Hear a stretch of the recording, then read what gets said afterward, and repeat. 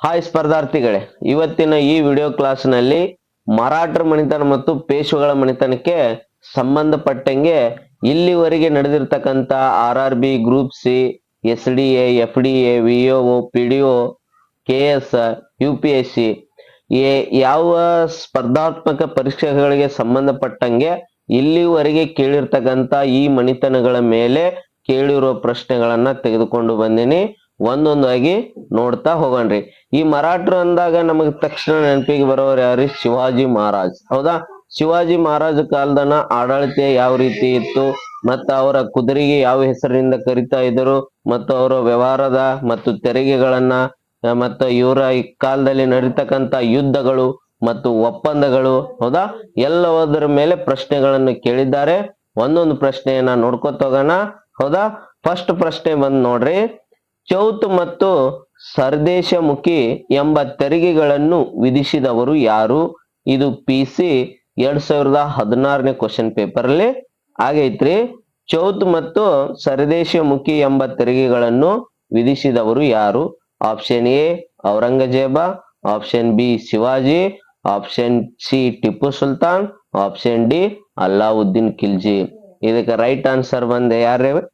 ಶಿವಾಜಿ. ಹೌದ್ರಿ? ನೆಕ್ಸ್ಟ್ ಎರಡನೇ ಪ್ರಶ್ನೆ ನೋಡ್ರಿ. ಶಿವಾಜಿಗೆ ಸಂಬಂಧಿಸಿದಂತೆ ಈ ಕೆಳಗಿನ ಹೇಳಿಕೆಗಳನ್ನು ಪರಿಗಣಿಸಿ. ರೀಸೆಂಟ್ ಆಗಿ ಕೇಳಿರ್ತಕ್ಕಂಥ ಪ್ರಶ್ನೆ KS 2024 ಒಳಗ್ರಿ. ಶಿವಾಜಿಗೆ ಸಂಬಂಧಿಸಿದಂತ ಈ ಕೆಳಗಿನ ಹೇಳಿಕೆಗಳನ್ನು ಪರಿಗಣಿಸಿ. ನೋಡ್ರಿ, ಹೇಳಿಕೆಗಳನ್ನು ಕೊಟ್ರ. ಒಂದನೇದು, ದಾದಾಜಿ ಕೊಂಡದೇವನು ಶಿವಾಜಿಯ ಪೋಷಕನಾಗಿದ್ದನು. ಎರಡನೇ ಹೇಳಿಕೆ, ಶಿವಾಜಿಯು 1656ರಲ್ಲಿ ಜವಳಿಯನ್ನು ವಶಪಡಿಸಿಕೊಂಡನು. ಮೂರನೇದ್ರಿ, ಶಿವಾಜಿಯ ಮಾಲೋಜಿ ಭೋಸಲೆಯವರಿಂದ ಜವಳಿಯನ್ನು ವಶಪಡಿಸಿಕೊಂಡನು. ನಾಲ್ಕನೇದು, ಶಿವಾಜಿಯ ಶಹಜೆಯು ಒಬ್ಬನೇ ಮಗನಾಗಿದ್ದ ಆತನಿಗೆ ಅಂತೇಳಿ ಪ್ರಶ್ನೆ ಕೊಟ್ರಿ. ಕೆಳಗೆ ನೀಡಲಾದ ಸಂಕೇತಗಳನ್ನ ಬಳಸಿ ಈ ಸರಿಯಾದ ಉತ್ತರವನ್ನು ಆಯ್ಕೆ ಮಾಡ್ರಿ ಅಂತ ಹೇಳ್ಯಾರಿ. ಆಪ್ಷನ್ ಎ 1 ಮತ್ತು 2 ಮಾತ್ರ, ಆಪ್ಷನ್ ಬಿ 1, 3 ಮತ್ತು 4 ಮಾತ್ರ, ಆಪ್ಷನ್ ಸಿ 2, 3 ಮತ್ತು 4 ಮಾತ್ರ, ಆಪ್ಷನ್ ಡಿ 3 ಮತ್ತು 4 ರೀ. ಇದಕ್ಕೆ ರೈಟ್ ಆನ್ಸರ್ ಬಂದು ನಿಮ್ಗೆ ಯಾವ್ದಪ್ಪ ಅಂದ್ರ ಆಪ್ಷನ್ ಎ 1 ಮತ್ತು 2 ಮಾತ್ರ. ಯಾವ್ರಿ 1 ಮತ್ತು 2? ದಾದಾಜಿ ಕೊಂಡದೇವನು ಶಿವಾಜಿಯ ಪೋಷಕನಾಗಿದ್ದನು. ಶಿವಾಜಿಯು 1656ರಲ್ಲಿ ಜವಳಿಯನ್ನು ವಶಪಡಿಸಿಕೊಂಡನಂತ ಅರ್ಥ ರೀ. ಹೌದಾ? ಇದು ನೆಕ್ಸ್ಟ್ ಫಸ್ಟ್ ಕ್ವಶನ್ ರೀ. ಇನ್ ನೆಕ್ಸ್ಟ್ ಮೂರನೇ ಪ್ರಶ್ನೆ ನೋಡ್ರಿ, ಯಾವ ರೀತಿ ಕೇಳಿದ್ದಾರೆ. ಶಿವಾಜಿಯನ್ನು ಶಿಕ್ಷಿಸಲು ಬಿಜಾಪುರದ ಸುಲ್ತಾನ್ನಿಂದ ಕಳುಹಿಸಲ್ಪಟ್ಟ ಸೇನಾಧಿಪತಿ ಯಾರು? ಶಿವಾಜಿಯನ್ನು ಶಿಕ್ಷಿಸಲು ಬಿಜಾಪುರಿನ ಸುಲ್ತಾನ್ನಿಂದ ಕಳುಹಿಸಲ್ಪಟ್ಟ ಸೇನಾಧಿಕಾರಿ ಯಾರತ್ ಕೇಳ್ಯಾರಿ. Option A Rumi Khan, option B Sayyid Khan, option C Afzal Khan, option D Inayat Khan. ಇದಕ್ಕೆ ರೈಟ್ ಆನ್ಸರ್ ಬಂದ್ರಿ option D Inayat Khan. Next ನಾಲ್ಕನೇ ಪ್ರಶ್ನೆ ನೋಡ್ರಿ.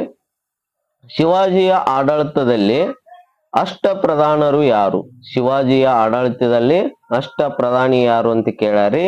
ಆಪ್ಷನ್ ಎ ಶಿವಾಜಿಯ ಸಾಮ್ರಾಜ್ಯವನ್ನು ನೋಡಿಕೊಳ್ಳುತ್ತಿದ್ದ 8 ಮಂತ್ರಿಗಳು. ಆಪ್ಷನ್ ಬಿ ಶಿವಾಜಿಗೆ ಸಹಾಯ ಮಾಡುತ್ತಿದ್ದ 8 ಸೇನಾಪತಿಗಳು. ಆಪ್ಷನ್ ಸಿ 8 ವಿದ್ವಾಂಸರು. ಆಪ್ಷನ್ ಡಿ ಶಿವಾಜಿಯ 8 ಅಂಗರಕ್ಷಕರು. ಇದಕ್ಕೆ ರೈಟ್ ಆನ್ಸರ್ ಬಂದ್ರಿ ಶಿವಾಜಿಗೆ ಸಹಾಯ ಮಾಡುತ್ತಿದ್ದ 8 ಸೇನಾಪತಿಗಳು. Option B is right answer. ಅಷ್ಟ ಪ್ರಧಾನರು ಯಾರಾಗಿದ್ದಾರಪ್ಪ ಅಂದ್ರ ಅವನಿಗೆ ಸಹಾಯ ಮಾಡ್ತಕ್ಕಂತ 8 ಸೇನಾಪತಿಗಳನ್ನೇ ಅಷ್ಟ ಪ್ರಧಾನರು ಆಗಿದ್ದರು. ನೆಕ್ಸ್ಟ್ ಐದನೇ ಪ್ರಶ್ನೆ ನೋಡ್ರಿ. ಶಿವಾಜಿಯ ಆಡಳಿತದಲ್ಲಿ ಇದ್ದ ಅಷ್ಟ ಪ್ರಧಾನ ಮಂಡಳಿಯಲ್ಲಿ ವಿದೇಶಾಂಗ ವ್ಯವಹಾರ ಮಂತ್ರಿಯನ್ನು ಏನೆಂದು ಕರೆಯುತ್ತಿದ್ದರು? ವಿದೇಶಾಂಗ ವ್ಯವಹಾರ ಮಂತ್ರಿಯನ್ನು ಏನೆಂದು ಕರೆಯುತ್ತಿದ್ದರು? Option A Peshwa, option B Sachiv, option C Pandit Rao, option D Sumant. ಇದಕ್ಕೆ ರೈಟ್ ಆನ್ಸರ್ ಬಂದ್ರಿ ಆಪ್ಷನ್ ಡಿ ಸುಮಂತ. ಹೀಗೆ ಇತಿಹಾಸದೊಳಗ ಈ ಎಲ್ಲಾ ಮನೆತನಗಳಲ್ಲಿರ್ತಕ್ಕಂತ ಈ ವ್ಯವಹಾರಕ್ಕೆ ಸಂಬಂಧಪಟ್ಟಂಗಾಲಿ, ತೆರಿಗೆಗಳಿಗೆ ಸಂಬಂಧಪಟ್ಟಂಗಾಲಿ, ಅವರ ಕುದುರೆ ಹೆಸರುಗಳಿಗೆ ಸಂಬಂಧಪಟ್ಟಂಗಾಲಿ, ಅವರ ಆಡಳಿತದ ಬಗ್ಗೆ, ಅವ್ರ ಏನ್ ಹಣದ ಮೇಲೆ ತೆರಿಗೆಗಳನ್ನ ಹಾಕ್ತಿದ್ರು, ಭೂಮಿ ಮೇಲೆ ತೆರಿಗೆಗಳನ್ನ ಹಾಕ್ತಿದ್ರು, ಅವಕ್ಕೆಲ್ಲ ಒಂದೊಂದು ಡಿಫ್ರೆಂಟ್ ಹೆಸರು ಅದಾವ್ರಿ. ಆ ಹೆಸರುಗಳನ್ನೇ ಇವತ್ತಿನ ದಿನ ಎಕ್ಸಾಮ್ ನಲ್ಲಿ ಕೇಳ್ತಕ್ಕಂಥದ್ದು. ಅದಕ್ಕೋಸ್ಕರ ಎಲ್ಲವನ್ನು ಓದ್ಲೇಬೇಕಾಗುತ್ತೆ. ನೆಕ್ಸ್ಟ್ 6ನೇ ಪ್ರಶ್ನೆ ನೋಡ್ರಿ, ಮರಾಠ ಸಾಮ್ರಾಜ್ಯದಲ್ಲಿ ಪೇಶ್ವೆಗಳ ಅಧಿಕಾರ ಅವಧಿಯ ಸರಿಯಾದ ಕಾಲಾನುಕ್ರಮವನ್ನು ಗುರುತಿಸಿ. KPS ಗ್ರೂಪ್ ಸಿ 2018ರಲ್ಲಿ ಆಗೈತ್ರಿ ಪ್ರಶ್ನೆ. ಕಾಲಾನುಕ್ರಮದಲ್ಲಿ ಬರಿಬೇಕ್ರಿ. ಆಪ್ಷನ್ ಎ ಬಾಲಾಜಿ ವಿಶ್ವನಾಥ, 1ನೇ ಬಾಜಿರಾವ, ಬಾಲಾಜಿ ಬಾಜಿರಾವ, ಮಾಧವರಾವ್. ಆಪ್ಷನ್ ಬಿ ಬಾಲಾಜಿ ಬಾಜಿರಾವ್, ಬಾಲಾಜಿ ವಿಶ್ವನಾಥ್, 1ನೇ ಬಾಜಿರಾವ್, ಮಾಧವರಾವ್. ಆಪ್ಷನ್ ಸಿ ರೀ 1ನೇ ಬಾಜಿರಾವ್, ಬಾಲಾಜಿ ವಿಶ್ವನಾಥ, ಬಾಲಾಜಿ ಬಾಜಿರಾವ್, ಮಾಧವರಾವ್. ಆಪ್ಷನ್ ಡಿ ಮಾಧವರಾವ್, ಬಾಲಾಜಿ ವಿಶ್ವನಾಥ, 1ನೇ ಬಾಜಿರಾವ್, ಬಾಲಾಜಿ ಬಾಜಿರಾವ್. ಇದಕ್ಕೆ ರೈಟ್ ಆನ್ಸರ್ ಬಂದ್ರಿ ಆಪ್ಷನ್ ಬಿ ಬಾಲಾಜಿ ಬಾಜಿರಾವ್, ಬಾಲಾಜಿ ವಿಶ್ವನಾಥ, 1ನೇ ಬಾಜಿರಾವ್, ಮಾಧವರಾವ್. ಹೌದಾ?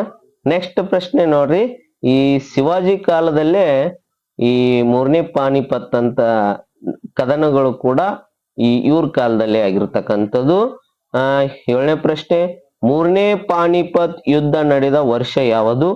PSI ಕ್ವಶನ್ ಪೇಪರ್ ಅಲ್ಲಿ ಕೇಳ್ಯಾರ. 2017 PSI ಪೇಪರ್ ಅಲ್ಲಿ ಕೇಳ್ಯಾರ. 3ನೇ ಪಾನಿಪತ್ ಯುದ್ಧ ನಡೆದ ವರ್ಷ ಯಾವುದು? Option A 1757, option B 1761, option C 1764, option D 1789. ಇದಕ್ಕೆ ರೈಟ್ ಆನ್ಸರ್ ಬಂದ್ರಿ 1761. ಇನ್ನು ಉಳಿದೆಲ್ಲ ಯಾವ ಆಪ್ಷನ್ ಅಪ್ಪ ಅಂದ್ರ ಆಪ್ಷನ್ ಎ 1757 ಇದು ಪ್ಲಾಸಿ ಕದನ ರೀ. ನೆಕ್ಸ್ಟ್ ಆಪ್ಷನ್ ಸಿ ಇದು 1764 ರೀ, ಇದು ಬಕ್ಸಾರ್ ಕದನ. ನಿಮಗೆ ಇನ್ನೇನಪ್ಪಾ ಅಂದ್ರ 1764 3ನೇ ಪಾನಿಪತ್ ಕದನ, 3 ಪಾನಿಪತ್ ಕದನಗಳು ನಡೆದವ್ರಿ. 3 ಇಸ್ವಿಗಳು ನಿಮ್ಗೆ ಗೊತ್ತಿರ್ತಕ್ಕಂಥದ್ದು. ಮೊದಲನೇ ಪಾನಿಪತ್ ಕದನ 1526, 2ನೇ ಪಾನಿಪತ್ ಕದನ 1556, 3ನೇ ಪಾನಿಪತ್ ಕದನ 1761ರಲ್ಲಿ ನಡೀತು. 3 ಇಸ್ವಿಗಳು ಕೂಡ ನೆನಪಿರಬೇಕು. ಮತ್ತು ಕಾಲಾನುಕ್ರಮಗಳಲ್ಲಿ ಕೂಡ ಈ ಇಸ್ವಿಗಳ ಮೇಲೆ ಪ್ರಶ್ನೆಗಳನ್ನ ಅತಿ ಹೆಚ್ಚಾಗಿ ಕೇಳ್ತಾರೆ. ನೆಕ್ಸ್ಟ್ 8ನೇ ಪ್ರಶ್ನೆ ನೋಡ್ರಿ, 3ನೇ ಪಾನಿಪತ್ ಯುದ್ಧದಲ್ಲಿ ಮರಾಠರ ಸೋಲಿಗೆ ಕಾರಣಗಳು ಯಾವುವು? KS 2017ರಲ್ಲಿ 3ನೇ ಪಾನಿಪತ್ ಯುದ್ಧದಲ್ಲಿ ಮರಾಠರ ಸೋಲಿಗೆ ಕಾರಣಗಳು ಯಾವುವು? ಹೇಳಿಕೆಗಳನ್ನು ಕೊಟ್ಟಾರಿ. 1ನೇದ್ರಿ, ಮರಾಠರು ತಮ್ಮ ಸಾಂಪ್ರದಾಯಿಕ ಗೆರಿಲ್ಲಾ ಯುದ್ಧ ತಂತ್ರಗಳನ್ನು ಕೈಬಿಟ್ಟು ಬಯಲು ಪ್ರದೇಶದಲ್ಲಿ ಯುದ್ಧ ಮಾಡಿದ್ದು. 2ನೇ ಹೇಳಿಕೆ ರೀ, ಅಹಮದ್ ಶಾ ಅಬ್ದಾಲಿಯು ಮರಾಠರಿಗಿಂತ ಉತ್ತಮ ಸೇನಾಧಿಪತಿಯಾಗಿದ್ದ. ಹೇಳಿಕೆ 3, ಮರಾಠರ ಸೈನ್ಯಕ್ಕೆ ಹೋಲಿಸಿದರೆ ಅಬ್ದಾಲ್ ಸೈನ್ಯವು ಶ್ರೇಷ್ಠ ದರ್ಜೆಯ ಶಸ್ತ್ರಾಸ್ತ್ರಗಳನ್ನು ಹೊಂದಿತ್ತು. ಹೇಳಿಕೆ 4ನೇದ್ರಿ, ಮರಾಠರು ಉತ್ತರ ಭಾರತದಲ್ಲಿ ರಜಪೂತರು, ಜಾಟ್ರು, ಸಿಖ್ರು ಮುಂತಾದ ಸ್ಥಳೀಯ ಶಕ್ತಿಗಳ ಬೆಂಬಲಗಳನ್ನು ಗಳಿಸಲು ವಿಫಲರಾದರು. ಇದಕ್ಕೆ ರೈಟ್ ಆನ್ಸರ್. ಈ ಮೇಲಿನ ಹೇಳಿಕೆಗಳನ್ನು ಯಾವ ಸರಿಯಾಗಿ ಕೊಟ್ರೆ ಆಪ್ಷನ್ ಎ 1 ಮತ್ತು 4, ಆಪ್ಷನ್ ಬಿ 1, 2 ಮತ್ತು 3, ಆಪ್ಷನ್ ಸಿ 1, 2, 3 ಮತ್ತು 4, ಆಪ್ಷನ್ ಡಿ 2 ಮತ್ತು 3. ಇದಕ್ಕೆ ರೈಟ್ ಆನ್ಸರ್ ಬಂದ್ರಿ ಆಪ್ಷನ್ ಸಿ 1, 2, 3 ಮತ್ತು 4 ಹೇಳಿಕೆಗಳು ಇವೆಲ್ಲ ನಡೆದಿದ್ದರಿಂದ ಅವರಿಗೆ ಇವ್ರಿಗೆ ಮರಾಠರಿಗೆ ಏನಾಗ್ತು, ಒಂದು ಪಾನಿಪತ್ ಕದನದಲ್ಲಿ ಅವರಿಗೆ ಸೋಲಾಯ್ತು ಅಂತ ಹೇಳ್ಬೋದು. ಹೌದ್ರಿ? ನೆಕ್ಸ್ಟ್ 9ನೇ ಪ್ರಶ್ನೆ ನೋಡ್ರಿ, ಈ ಕೆಳಕಂಡ ಯಾವ ಒಪ್ಪಂದ ಮೂಲಕ ಮೊದಲ ಆಂಗ್ಲೋ ಮರಾಠ ಯುದ್ಧವು ಮುಕ್ತವಾಯಿತು? KPSC ಗ್ರೂಪ್ ಸಿ 2023ರಲ್ಲಿ ಈ ಪ್ರಶ್ನೆ ಆಗೈತಿ.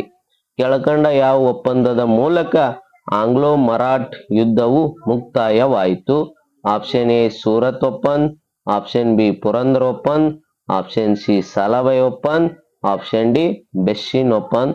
ಇದಕ್ಕೆ ರೈಟ್ ಆನ್ಸರ್ ಬಂದ್ರಿ ಆಪ್ಷನ್ ಸಿ ಸಾಲಾಬಾಯ್ ಒಪ್ಪಂದ. ಹೌದ್ರಿ? ನಿಮ್ಗೆ ನೆನ್ಪಿರ್ಲಿ, ಮರಾಠ ಆಂಗ್ಲೋ ಯುದ್ಧಗಳು ಯಾವ್ಯಾವ ಒಪ್ಪಂದಗಳಿಗೆ, ಇವು 1ನೇ ಆಂಗ್ಲೋ ಮರಾಠ ಯುದ್ಧ, 2ನೇ ಆಂಗ್ಲೋ ಮರಾಠ ಯುದ್ಧ, 3ನೇ ಆಂಗ್ಲೋ ಮರಾಠ ಯುದ್ಧವು ಎಲ್ಲವೂ ಒಂದೊಂದು ಒಪ್ಪಂದದೊಂದಿಗೆ ಕೊನೆಗೊಂಡಿವೆ. ಅವು ಒಪ್ಪಂದಗಳು ನಿಮ್ಗೆ ನೆನ್ಪಿಟ್ಕೋಬೇಕಪ್ಪ. ಕೋಡ್ ಏನಪ್ಪಾ ಅಂದ್ರ ಸಬೇಪುರ. ಏನ್ರಿ ಕೋಡ? ಸಬೇಪುರ. ಮೊದಲನೇ ಆಂಗ್ಲೋ ಮರಾಠ ಯುದ್ಧ ಸಬೇಪುರ ಅಂದ್ರ ಸ ಅಂದ್ರೆ ಏನ್ರಿ ಸಾಲಾಬಾಯಿ ಒಪ್ಪಂದ. ಎರಡನೇ ಆಂಗ್ಲೋ ಮರಾಠ ಯುದ್ಧ ಬೆ ಅಂದ್ರ ಬೆಸ್ಸಿನ ಒಪ್ಪಂದ. ಮೂರನೇ ಆಂಗ್ಲೋ ಮರಾಠ ಯುದ್ಧ ಅಂದ್ರೆ ಪುರ ಅಂದ್ರೆ ಪುರಂದಗಡ ಒಪ್ಪಂದದೊಂದಿಗೆ ಈ 3 ಯುದ್ಧಗಳು ಕೊನೆಗೊಂಡು. ನೆನ್ಪಿರ್ಲಿ, ಮೊದಲನೇ ಆಂಗ್ಲೋ ಮರಾಠ ಯುದ್ಧ, ಎರಡನೇ ಆಂಗ್ಲೋ ಮರಾಠ ಯುದ್ಧ, ಮೂರನೇ ಆಂಗ್ಲೋ ಮರಾಠ ಯುದ್ಧ. ಇದಕ್ಕೆ ಕೋಡ್ ಬಂದು ಸಬೇಪುರ, ಸಾಲಾಬಾಯಿ ಒಪ್ಪಂದ, ಬೆಸ್ಸಿನ ಒಪ್ಪಂದ, ಪುರಂದಗಡ ಒಪ್ಪಂದ. ನೆನ್ಪಿರ್ಲಿ, ಹೌದಾ. ನೆಕ್ಸ್ಟ್ 10ನೇ ಪ್ರಶ್ನೆ ನೋಡ್ರಿ. ಸಾಲಾಬಾಯಿ ಒಪ್ಪಂದ ಯಾರ ನಡುವೆ ನಡೆಯಿತು? ಸಾಲಾಬಾಯಿ ಒಪ್ಪಂದ ಯಾರ ನಡುವೆ ನಡೆಯಿತು? PC 2019 ಈ ಪ್ರಶ್ನೆ ಆಗೈತಿ. ಸಾಲಾಬಾಯಿ ಒಪ್ಪಂದ ಅಂದ್ರೆ ಏನ್ರಿ? ಇದು ಮೊದಲನೆಯ ಆಂಗ್ಲೋ ಮರಾಠ ಯುದ್ಧ ಒಪ್ಪಂದದೊಂದಿಗೆ ಕೊನೆಗೊಂಡಿರ್ತಕ್ಕಂಥದ್ದು. ಈ ಯುದ್ಧ, ಮೊದಲನೇ ಆಂಗ್ಲೋ ಮರಾಠ ಯುದ್ಧ ಯಾವ ಒಪ್ಪಂದದೊಂದಿಗೆ ಕೊನೆಗೊಂಡಿತು ಅಥವಾ ಸಾಲಾಬಾಯಿ ಒಪ್ಪಂದವು ಯಾರ ನಡುವೆ ನಡೆಯಿತು? ಆಪ್ಷನ್ ಎ ಮರಾಠರು ಮತ್ತು ಇಂಗ್ಲಿಷರು, ಆಪ್ಷನ್ ಬಿ ಹೈದರ್ ಅಲಿ ಮತ್ತು ಇಂಗ್ಲಿಷರು, ಆಪ್ಷನ್ ಸಿ ನಿಜಾಮ್ ಮತ್ತು ಇಂಗ್ಲಿಷರು, ಆಪ್ಷನ್ ಡಿ ಟಿಪ್ಪು ಮತ್ತು ಇಂಗ್ಲಿಷರು. ಆಪ್ಷನ್ ಎ ಮರಾಠರು ಮತ್ತು ಇಂಗ್ಲಿಷರಲ್ಲಿ ಈ ಯುದ್ಧವನ್ನ ನಡೆಯಿತು. 11ನೇ ಪ್ರಶ್ನೆ. ಯಾವ ಪೇಶ್ವೆಯು ಬ್ರಿಟಿಷರೊಂದಿಗೆ ಬೆಸ್ಸಿನ ಒಪ್ಪಂದಕ್ಕೆ ಸಹಿ ಹಾಕಿದನು? ಯಾರು ಸಹಿ ಹಾಕಿದ್ರು? ಯಾವ ಪೇಶ್ವೆಯ ಬ್ರಿಟಿಷರೊಂದಿಗೆ ಬೆಸ್ಸಿನ ಒಪ್ಪಂದಕ್ಕೆ ಸಹಿ ಹಾಕಿದನು? PSI ಪ್ರಶ್ನೆ 2017 ಕ್ವಶನ್ ಪೇಪರ್ ಆಗಿಲ್ತ್ರಿ. Option A Madhavrao, option B 2ನೇ ಬಾಜಿರಾವ್, ಆಪ್ಷನ್ ಸಿ 1ನೇ ಬಾಜಿರಾವ್, ಆಪ್ಷನ್ ಡಿ ನಾರಾಯಣ್ ರಾವ್. ಇವು ಏನಪ್ಪಾ ಅಂದ್ರ ಮರಾಠ ಮತ್ತು ಪೇಶ್ವೆ ಮನೆತನಗಳ ಮೇಲೆ ಇಲ್ಲಿವರೆಗೆ ಕೇಳಿರ್ತಕ್ಕಂತ ಪ್ರಶ್ನೆಗಳು ಎಲ್ಲ ವೆರಿ ಇಂಪಾರ್ಟೆಂಟ್ ರೀ. ಮತ್ತ ಮರಳಿ ಇವೇ ಬರು ಚಾನ್ಸಸ್ ಗಳು ಇರ್ತಾವ. ಅದಕ್ಕೋಸ್ಕರ ಓದ್ಕೋರಿ. ಇದೇ ರೀತಿ ಒಂದು ಯುದ್ಧಗಳಾಗ್ಲಿ, ಕಾಯ್ದೆಗಳಾಗ್ಲಿ, ತಿದ್ದುಪಡಿ ಆಗ್ಲಿ, ಹೌದಾ, ಭೌಗೋಳಿಕ ಮೇಲಾಗ್ಲಿ, ಕರ್ನಾಟಕದ ಭೌಗೋಳಿಕ ಮೇಲಾಗ್ಲಿ, ಒಂದೊಂದು ಟಾಪಿಕ್ ಗಳನ್ನ ನೇರವಾಗಿ ಇಟ್ಕೊಂಡು ಇಲ್ಲಿವರೆಗೆ ಕೇಳಿರ್ತಕ್ಕಂತ ಪ್ರಶ್ನೆಗಳನ್ನು ದಿನ ನಮ್ಮ ಚಾನೆಲ್ ಒಂದೊಂದು ವಿಡಿಯೋ ಅಲ್ಲಿ ಬಿಡ್ತಾ ಇರ್ತೀನಿ. ನಮ್ಮ ಚಾನೆಲ್ ಹೆಸರು ಬಂದು ಬಡವರ ಕನಸು, ನಿಮ್ ಕನಸು ನನಸಾಗ್ಲಿಕ್ಕೆ ಅಂತೇಳಿ ಮಾಡಿರೋ ಚಾನೆಲ್. ಇಷ್ಟ ಆದ್ರೆ ಲೈಕ್ ಮಾಡ್ರಿ, ಸಪೋರ್ಟ್ ಮಾಡ್ರಿ. ಧನ್ಯವಾದ.